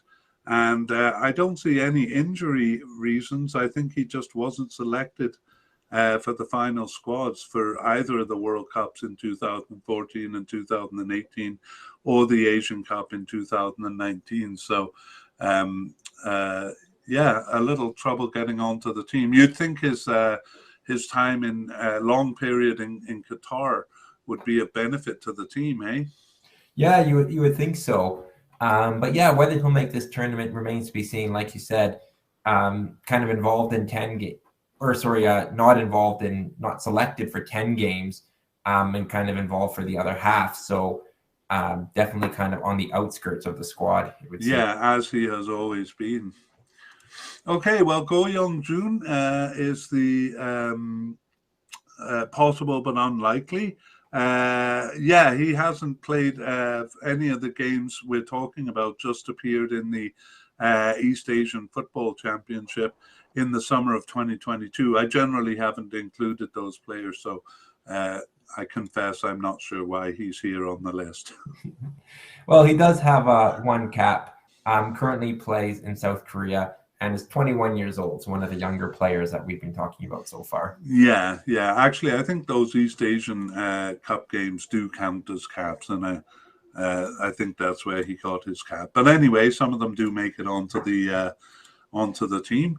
And we're going to throw in the secondary striker, Jung Woo-young, here. So Jung Woo-young got his first cap in March 2021 and started 2 of their remaining 19 games. He was additionally subbed in for 4 and on the bench for 3. However, he wasn't selected for about half the matches. Yeah, he's a young player, 23 years old, 6 caps and 2 goals, so that's not bad. And he's currently plays in Germany. And he's actually been with the Bayern Munich youth club and youth system. Yeah, he doesn't seem to have played for the senior team for Bayern Munich, but was with the youth system, as you said, and also for on Bayern Munich too. So a good club affiliation there, although it could be like the one who played for Barcelona, where didn't quite reach the heights of making that team. But let's conclude by talking about the position of attacking midfielder. So that would be a central attacking midfielder, usually one, but we've seen a couple of setups where they have 2 central attacking midfielders. Of course, it was veteran Gu Jia-chul in the Cup, but only the first 2 games of the Cup, and then he was done. It was Son Heung-min who took over for the 2 games. Son Heung-min kind of moves around the field a little bit. And then oddly, for the last game, it was the defensive midfielder Hwang In-bum. And not the first time, actually, he's played a more attacking role, but he's primarily a defensive midfielder. And then following that in World Cup qualification, it was primarily Lee Jae-sung, but sometimes switching with Son Heung-min and Hwang Hee-chul. Those 3 players kind of do switch around a bit. And then the secondary striker we introduced, Jung Woo-young, was there for the last 2 friendlies, so perhaps making inroads into that position. All right, well, the last group of players we have to deal with are forwards. And we begin with a definite candidate, Hwang Ui-jo. And we have a likely candidate, Jo Gyu-sung, and a possible candidate, Jo Young-wook. Jo Young-wook. And possible also Kim Gun-hee. And seemingly off the squad now, Kim Shin-wook. But still an outside candidate, Kim Shin-wook. But let's go back to the beginning and talk about Hwang Ui-jo. So he started 12 of their 20 games since 2021, as well as being subbed in for 1 and on the bench for 2. He was injured for 2 and not selected for 3 matches. Yeah, the 30-year-old has 49 caps and 16 goals. He's actually signed for Nottingham Forest, but he's been loaned to Olympiacos. Those 2 clubs actually share the same owner, so I'm sure there's some sort of agreement there. Oh, okay. And he moved to England from Bordeaux in France, having previously played for Gamba Osaka as well as in South Korea. Well, I was going to say, ask if you're familiar with him because you're generally pretty good with the championship, but perhaps he didn't play for them during that time, I guess. Yeah, I don't recall that he has played for them. Yeah, 2022. So, anyway, in terms of tournaments, he was not part of the World Cup 2018, although he had been on the team since 2015. But for the 2019 Asian Cup, he was a starter and he scored 2 of their 6 goals in that cup, additionally hitting the woodwork 3 times in that tournament. And scored 2 of their 35 goals in qualifying, so actually not that many for a centre forward. We'll talk a bit later about their problem with scoring goals. But next we have Jo Gyu-sung. So Jo Gyu-sung got his first cap in September 2021 and started 7 of their remaining 16 games. And he was subbed in for 5 and on the bench for 3. And out with coronavirus for the other. So I should actually have him as a definite candidate here, Connor. Yeah, he's a promising player, 24 years old, 15 caps and 4 goals, all coming since 2021. So he's been fairly regularly involved. And he's played his entire career so far in South Korea. Right. Doesn't have any tournament experience. 15 caps since 2021. Is actually pretty good, but doesn't include any tournaments. Okay, Jo Young-wook is a possible candidate. He got his first appearance on the bench in March 2021, but didn't start any of their remaining 20 games. He was just subbed in for 2 and on the bench for 3. Was with the under-23 team for a few of those games there, but not selected for half the matches. Yeah, another young player, 23 years old, 4 caps, a single goal to his name, and he plays with FC Seoul in South Korea. Yeah, he had appeared actually in December 2018, invited to a training camp, but didn't get his first cap till 2022, so wasn't selected for the 2019 Asian Cup there. Kim Gun-hui is the last of the possible candidates here, and he got his first appearance on the bench in November 2021. He started 1 of their remaining 12 games, as well as being subbed in for 2 and on the bench for 3. However, he was injured for the last 4. However, he was back in action like the other 2 players we mentioned by the start of the season, so playing for his club in August there. Yeah, his club team is Sapporo in Japan, where he's been with since 2022. 3 caps, no goals so far for the 27-year-old. Right, so just a possible candidate. And finally, on his way out, it seems, is Kim Shin-wook. You get the club team. He plays for an interesting club there. But I'll tell you, he started just 1 of their 20 games since 2021. He was on the bench for 2 and then not selected after that. So 3 games in 2021, but not selected for the last 17. Yeah, he's 34 years old, so had a long career playing in South Korea, but also in China. But that club he's with now, since 2022, is Lion City Sailors in Singapore. Yeah, I've never heard of that club before. Yeah, so he's at the tail end of his career, but he, seems to be off the squad now. But he did score 16 goals across 55 caps for the national team. Yeah, it wasn't exactly the solution for their scoring problem, but did score some goals, not in tournaments, I think. So that was a bit of a problem. In terms of tournaments, his first one was the 2011 Asian Cup there. He appeared only in game 5, so not much time, didn't score any goals there. In the World Cup 2, he was just a sub. I'm talking about 2014 here. Just a sub and didn't score any goals. For the 2015 Asian Cup, he was injured. For the 2018 World Cup, he was a starter in game one, but he was subbed out at 66 minutes into game one and lost his starting position, never to reappear.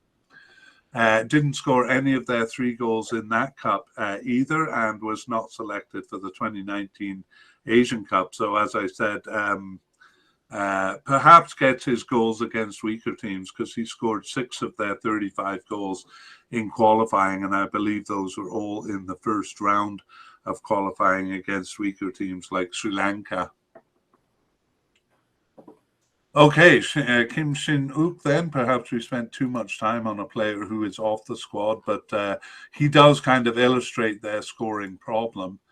But I'll finish this section and this player-by-player section by summarizing the position. I'm just correcting the graphics here because we made a mistake. So it's Hwang Hee-jo in all 5 games of the Asian Cup there, and in World Cup qualifying, Jo Gyu-sung replaced him a couple of times, but more often joined him to make it a 2-man forward line. As we saw, they used a 2-man forward line sometimes. Jo Gyu-sung was not there in friendly, so it was actually Son Heung-min moving up to the forward role and playing alongside Hwang Hee-jo. So it looks like they kind of have gone from using 1 forward to more often using 2 forwards. Do you remember that from the formations?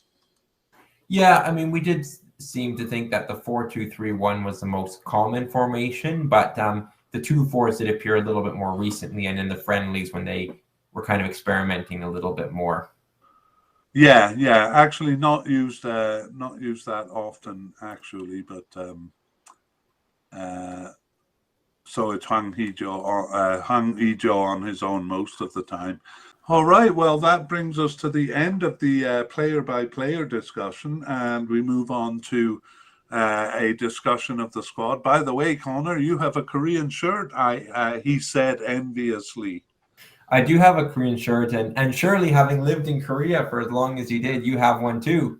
I think I've outgrown it.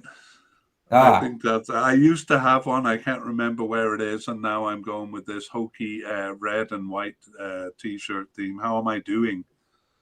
It's a poor substitute. I think you have a bit of time before the World Cup to sort that out. Come on, Kevin. Okay, I'll get on it, Connor. I'm sorry. All right. Well, we'll review some of the notes that we talked at the top of the podcast. So some of them we kind of detailed above, and some of them we'll detail here now that we've been through the player-by-player section. Do you want to lead us through? Yeah, the first note we had was that they were once again second behind Iran. That's right, and we won't detail that here. So what was the next one? Next one was their current form, and we talked above how it's kind of hard to tell, largely because their last major tournament was in 2019.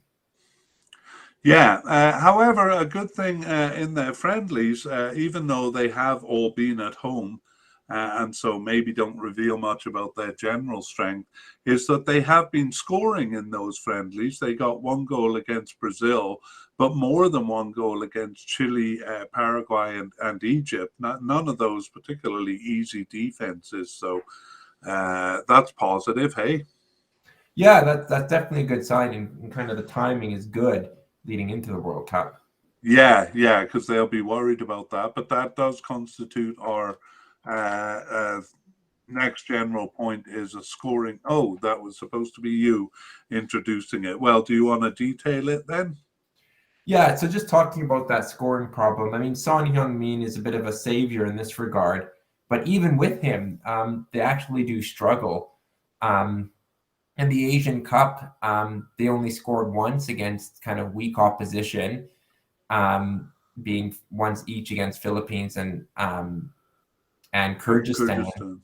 And then also again struggle with Bahrain. So it is encouraging, as you mentioned, that they've scored in some of their friendlies, including 4 against Egypt, who have a solid defense. But it is a problem they need to solve. And with their current players, do you think they've had some of the players we've talked about?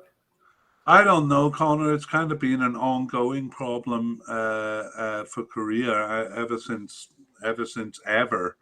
Um, they're just not kind of ferocious scorers. So actually, we'll see that some of the scorers have decent percentages, but I think a lot of those have been earned against weaker teams, as we saw with Chinook there. So I think it'll be a problem for them. Yeah, and maybe a bit difficult when teams know that Son Heung-min is the main threat. Everyone's aware of him. I mean, he's still hard to stop. People are aware Yeah, of the Premier League, but that's where that secondary scoring can really help you out when you can't just focus on one guy. yeah, exactly. Yeah, probably their main concern there. Less concern is the defense. It's a pretty solid defense. Um, Yeah, they've always been pretty good defensively, holding their own. And Kim Min Jae is back. He was injured for the last World Cup. And left back Kim Jin Soo, I don't think we mentioned it in the play-by-play podcast, but he was also injured during the last World Cup. So they'll definitely be happy to have those two back. Yeah. All right, well, let's talk a little bit about their players. And first we look at club affiliations. Do you want to take us through that? Yeah, so the majority of players you mentioned play in South Korea, which has its own league and one of the better leagues in Asia for sure. They have several players, though, who do play in Germany or in Europe, many of them in Germany, which seems to be a bit of a pipeline for Korean players, even Son Heung-min getting his start that way. And then among those clubs, there are a couple that stand out. Napoli for Kim Min Jae, Tottenham, of course. So the clubs in Europe tend to be kind of middling clubs, Bundesliga teams, a couple with Olympiacos. But then, like we said, a couple clubs that stand out. And I think it should be mentioned that there are a couple players that we mentioned who play in Qatar or Saudi Arabia, which could be some slight advantage if those players are selected. Yeah, I mean, as well as South Korea playing in the Asian region, so they've had qualification games in those countries that will hopefully be a bit of an advantage. That is a bit of a odd association they have with Germany. I remember when I lived there, I don't know if this is the case now, but I remember a few of the boys telling me that the boys studied German in maybe junior high or high school. And I was always curious why that was. Also, their Chabom Gun is probably their first international player, and he also played in Germany. So they have this kind of ongoing association with Germany. Yeah, well, it's been good. It's given some kind of higher profile and great experience for some of the players, and it's also been kind of a pipeline to some other leagues, although the German league is strong in and of itself. Yeah. All right. Well, thanks for that. And let's move on to the next one. That's the little stats thing that I've been compiling. And the first stat we look at is how many players are kind of on the slate for South Korea. So we're generally looking at players who have been called up since 2021. Actually, it says 2020. Connor, we've been doing this podcast for quite a few teams now, and I think it was only in the last podcast that I noticed it was 2021. It should be 2021, not 2020. Yeah. Anyway, Korea has 53 players kind of on the slate, total candidates. That is a bit higher than average. The average is about 50. So not juggling as many players as some teams, especially the CONCACAF teams, but we did go through a lot of players here. Any comments? No, not really. I mean, they've also played probably a few more games, playing 20 games since 2021. That's a few more than some other countries. So maybe a couple more opportunities at the margins to bring some more players in. Yeah. Well, we do see something interesting in the next two stats. And one, sorry, I didn't write 53 on the graphic there. We have 40 players under consideration. So those would be the definite, likely, and possible players. 40 is well above average. The average is 33. However, The definite and likely is much lower, or a little bit lower than average, 20. So basically what we have here is 20 starters, so a stable team in terms of starters, the number of starters who play. And on the other hand, a lot of players on the periphery. And we did see quite a few players who were called up to the squad but didn't really see any action. They were just maybe coming in as subs or even just on the bench. Did you notice that? Yeah, and some players who just had a handful of appearances in those 20 games. We did have a lot in the likely category, and I think it's an interesting point you made that their starters are kind of core is pretty much intact, but it's kind of filling out the squad where they've used a bit more experimentation. So yeah, we'll see whether it's a matter of trying to find kind of the right players, or we saw a couple young players kind of come in for just a game or two and then leave. Kind of will remain to be seen if any of those players are given the opportunity to join the World Cup squad. Yeah, I mean, kind of long enough to make them possible candidates, but not necessarily long or consistent enough to make them seem like they really are going to make the squad. The long and short of it is, among those 40 players, roughly speaking, only 6 of them are going to make the final squad.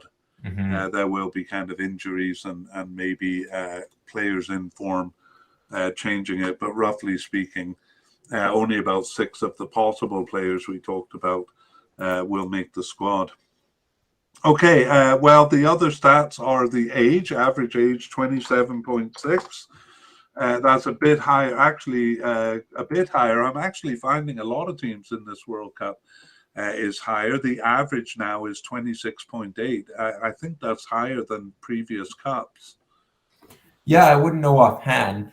I think one thing I've noticed is Korea is a number of players at 25, 26 who have just a handful of caps. So perhaps maybe with the East Asian Cup and the U23 squad, they're getting kind of their start a little bit later. And I'm not sure about some of the other teams, but in Korea's case, that may boost the average age a little bit, though there are exceptions, of course.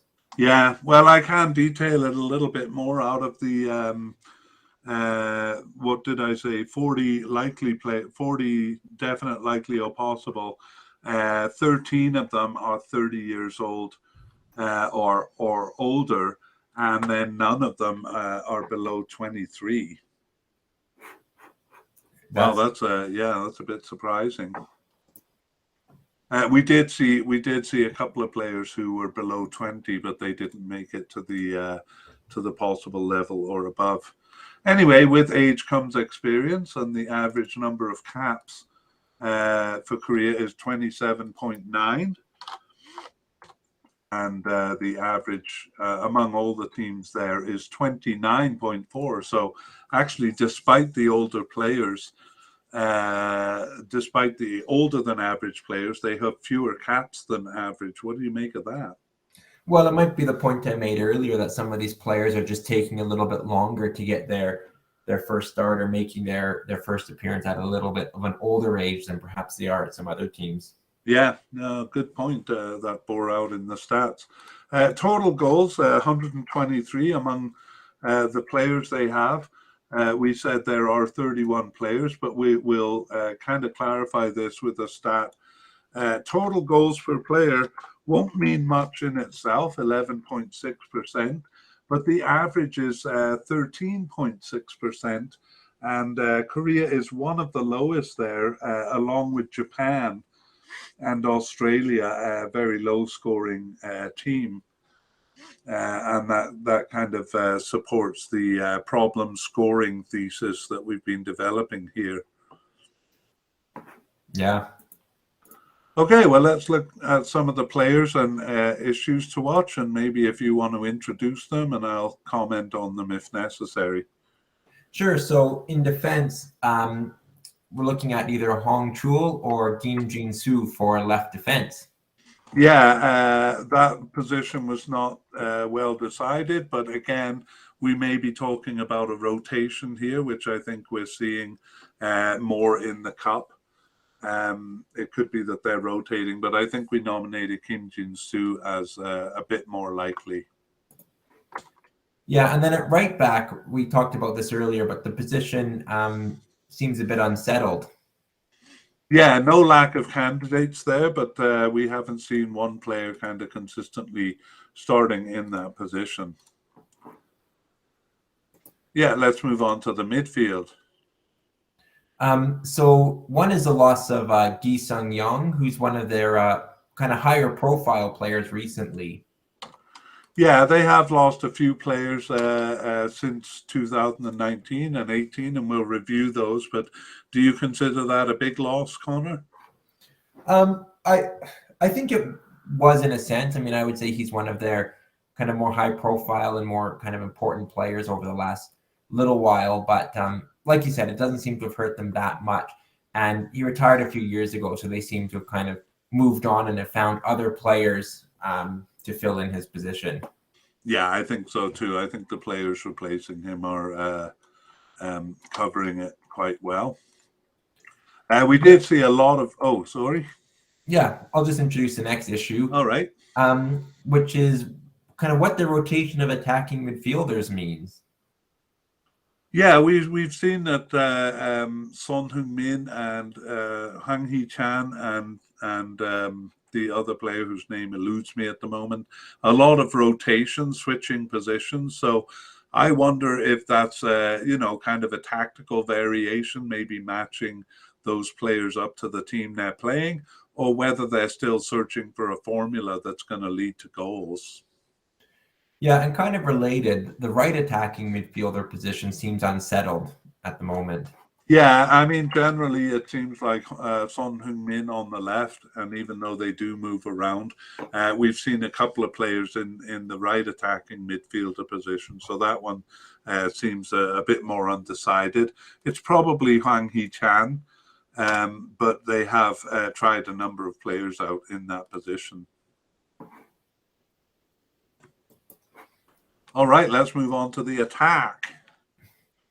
Well, we identified a lack of goals as a problem earlier. So what do you think? Are Hwang Wei-jo and Jo Gyu-sung the answer for goals? Yeah, it's hard to say. I'm not sure these players will be the answer, but it is encouraging that in the friendlies they scored quite a few goals, and those goals came. I think Son Heung-min maybe got one in each of the games. I mean, he was a regular. These two didn't score as much as you would hope a forward would, but on the other hand, they did get goals from kind of various players on the field, which was a bit positive. That was good. Yeah, including a couple defenders. Yeah, I mean Kim Min-jae and they move up for corners and stuff. We saw in the play-by-play of them getting a few goals, probably heading in corners. So hopefully they can add to the goal count that way. All right, well, time to move on to new players. And actually, to kind of illustrate a point earlier, I'm just going to count 1, 2, 3, 4, 5, 6, 7, 8, 9, 10, 11, 12, 13, 14, it just goes on forever, 15, 16, 17, 16 or 17 new players, all in the possible category, kind of illustrating what we said, that they've been bringing in a lot of young players, but not necessarily, them not necessarily making the squad. I mean, more so than other teams, because of course every team does that. So we're just going to focus on players that did make the squad here. In other words, definite candidates or likely candidates. And we have 2 definite and 4 likely.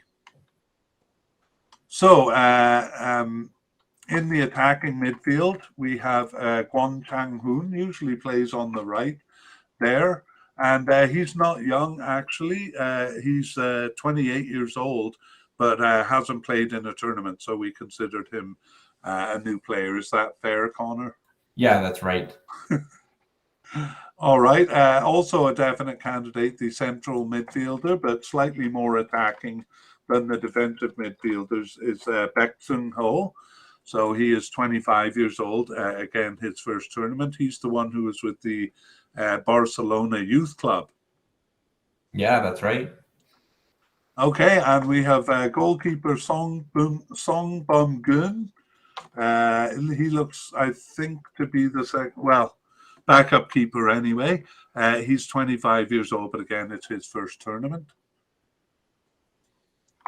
And he played for Korea University, which is another of the universities I taught at. Joe Yu-min, a central defender. He is a likely candidate, 25 years old, but his first tournament. This is kind of illustrating what you said about the players kind of being a bit older before they join the squad. Yeah, just 3 caps to his name so far. All right, and Kim Tae-hwan. So Kim Tae-hwan, again, actually 33 years old, so hardly belongs on this list, but has not made a tournament during his career. So this may be the first one. We consider him a likely candidate here. And finally, Jo Gyu-sung, the forward who has been getting starts, and he is 24 years old, so really is a new player to the squad. Yeah, a couple goals for him though, 4 and 15 caps. So, hopefully can keep that up for the national team. Yeah, and as we said, 16 or 17 players that that are in the possible category who we won't go through here, but quite a lot to choose from anyway. Now we'll take a look at injuries, and maybe you can report on the injury, Connor. We only have 2 actually, and they're both possible candidates. First one is Gang Sang-woo. Yeah, well, this one bit more of a doubt because of his special leave, and we you talked about that earlier. Not sure whether that's military service, one site or one source is the kind of cross competition. So yeah, it's a bit unclear what's kind of tying him up. But he wasn't selected for the last 6 matches.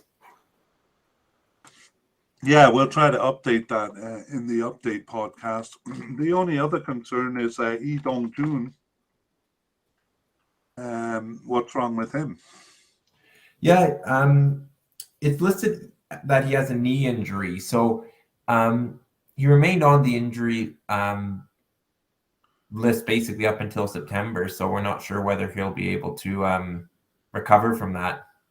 Yeah, we'll have to update that in the podcast because we got a bit of mixed reporting from our sources on that. So he may be recovered, or knee injuries tend to be a bit ongoing. So hard to say. But again, only a possible candidate. So even if he didn't make it, he wouldn't be a major loss. Finally, we'll look at notable absences. So we'll begin with Jang Hyun-soo.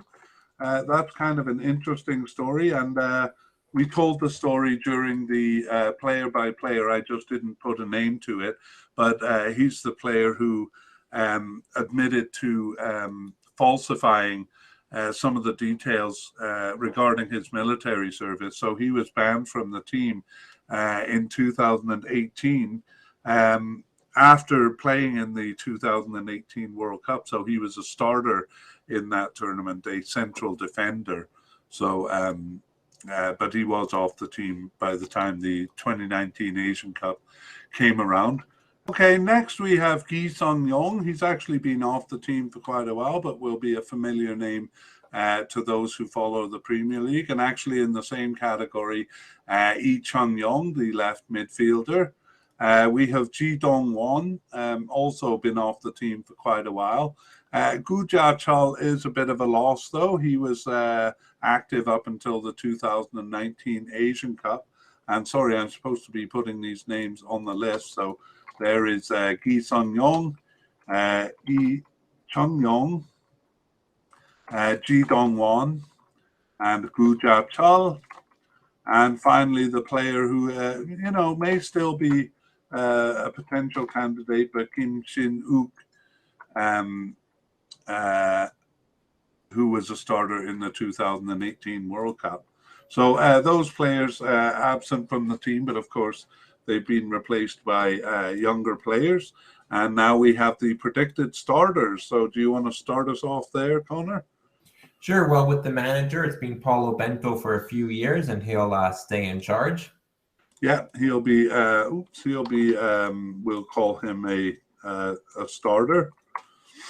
Okay, for goalkeepers, we have definite candidates Kim Sung-gyu and Jo Hyun-woo, and then likely candidate Song Bum-gun, and maybe a possible candidate Kim Dong-jun. We mentioned that the first two names seem to be sharing it a little bit, but that Kim Sung-gyu seems to be kind of in pole position. Do you agree? I agree. I think he'll be the starter. Maybe a bit of rotation there. But Kim Sung-gyu seems to actually have the pole position, as you say. For central defenders, we have three definite. So Kim Min-jae and Kim Young-kwon, and also Kwon Kyung-won, and one likely in Jo Yoon-min. We have a couple of possible candidates, and probably one of them will make the squad because they tend to bring 5 or 6 central defenders. How about this one, Connor? Yeah, I think Kim Min-jae, who plays for Napoli, and Kim Young-kwon will be the starters. And in actual fact, this position seems a little bit more settled than some. I agree. When we had definite, that means that we think they're definite to make the final team, but not necessarily be a starter. They missed Kim Young-jae in the 2018 World Cup, so they'll be delighted to have him back. At left back, do you like the definite candidate Hong Chul or the likely candidate Kim Jin-soo? We also have a possible candidate in Gang Sang-woo. I'm not sure I'm confident. We mentioned this was one of the positions where they seem to be going back and forth, alternating. So yeah, it's really difficult to say. Do you favor one or the other? I slightly favor Kim Jin-soo, the likely candidate. He started a little bit more. But I'm actually going to use yellow, suggesting that they're going to rotate that position. I think both of them will start. Yeah. Alternatively. For the right back position, we have likely candidate Kim Tae-won and then possible candidates Lee Yong and Kim Moon-hwan. Yeah, it's another unsettled position, and all three of those have actually started a handful of games. Since 2021. So it's actually all three would have a strong case. So yeah, I'm not sure if I favor one, possibly the likely candidate, but what about you? Yeah, I feel the same way. I don't even feel like I can highlight a rotating position here. I think it could be any one of them. They've really not settled on this position much. Yeah, I think they'll be there and it'll be one of them, but I can't hazard a guess as to who. So let's move on to defensive midfielders. We have definite candidate Hwang In-bum and likely candidate Jung Woo-young, not to be confused with the secondary striker of the same name. And we also have possible candidate Kim Dong-hyun. Yeah, well, we mentioned that the first two names you mentioned, they do tend to start in a pair. I do think that a 4-2-3-1 is a likely formation, so I would point to those two, Hwang In-bum and Jung Woo-young, as likely starters. Yeah, me too. I think even when they do have one kind of defensive midfielder, like a stopper, often the other one's on the field anyway, just playing a bit in advance. So I think that's a pretty consistent pairing there. Okay, for central midfielders, we have definite candidate Baek Jung-ho, and that's really all we have. We have no likely candidates, but just a couple of possibles. Yeah, yeah. I'm not sure I see anyone kind of emerging from that, especially given the ones you mentioned for the defensive midfield position. Yeah, Baek Sung-ho plays a little bit up the field, a bit more like a central attacking midfielder. He's actually one of the few players who haven't played in a tournament um, who we consider a definite candidate. That's why his name is in light grey YouTube watchers. And but I think he will be a starter on the field. They seem to like him. All right. Left midfielder, who's this guy? Son Heung-min. He's a definite candidate. And then we have 3 possible candidates on that side, but no likely. Yeah, I mean, Son Heung-min, there's really no debate. Whether he'll play in the left midfield role or somewhere else, but no debate about him starting. Yeah, exactly. On the right side, we have definite candidates, Hwang Hee-chan and Kwon Chang-hoon, and no likely candidates there either. Yeah, I think Hwang Hee-chan, if he's fit, I know he's had some fitness concerns for Wolves, but I would expect him to start. Me too. Again, not necessarily on the right side, but they'll find room for him. Kwon Chang-hoon, I think, may get a couple of starts in the cup, to be honest, but I'm not bold enough to highlight his name in green here. And we look at forward line, beginning with attacking midfielders. We have Lee Jae-sung as a definite, and we have secondary striker Jung Woo-young, the other Jung Woo-young, among the possible names. Lee Jae-sung, do you have an opinion there? Yeah, I mean, I think we've identified 5 midfielders, but he could certainly see some action, either as a starter or a sub. But yeah, possibly in competition with I forget the name. Was it Beck? Who we? Oh yeah, Baek-sung, the central midfielder. Yeah, Baek Sung-ho. Yeah, I agree with you. I think Baek Sung-ho could be in competition with this position, and yet they do seem to find room for him on the field. So, yeah, maybe we should put. I don't know. As you say, I think he'll start some games. Maybe I should put him in yellow, but I'm going to leave him in green. Damn it. How about forwards? We have definite candidates Hwang Ui-jo and likely candidate Jo Gyu-sung. And I'll mention the possibles here, Jo Young-uk and Kim Gun-hui, because they'll probably at least come on as substitutes. Forwards are substituted a bit more. Do you have any thoughts there? I think Jo Gyu-sung is pushing for a position. You know, he's had some good involvement in recent games, but I think they'll defer to Hwang Ui-jo, who just has a bit more experience. I think they'll go with him up front. Yeah, I think so too. I think you know, they may experiment with formations, and Jo Gyu-sung will maybe get in there for a couple of starts, but Hwang Ui-jo seems to be the number one guy.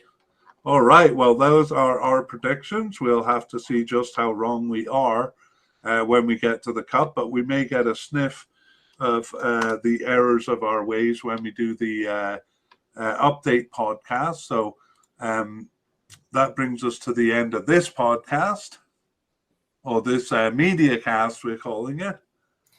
Yeah, so keep in mind we will be doing an update as new information comes out, and that will probably be available in early November when teams are publishing their squad lists.